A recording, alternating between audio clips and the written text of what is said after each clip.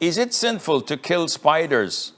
As people say, the spider made a web at the entrance of the cave when the Prophet ﷺ and ابوبکر hid during migration from Mecca to Medina. This is not authentic.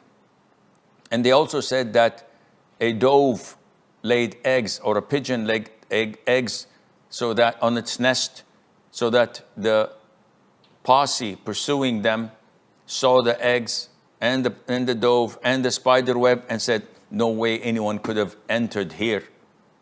Also, this is not authentic.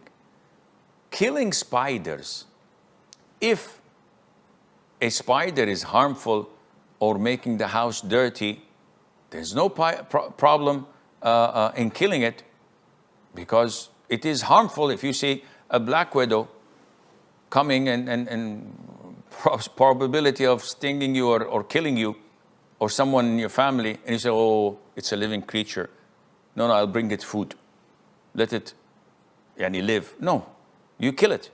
The Prophet ordered us to kill harmful things, even if they were in the Kaaba or near the Kaaba, in Mecca, in Haram area. So there's no problem in killing harmful things or things that may cause hardship and trouble for you. And Allah Azza wa Jal knows best.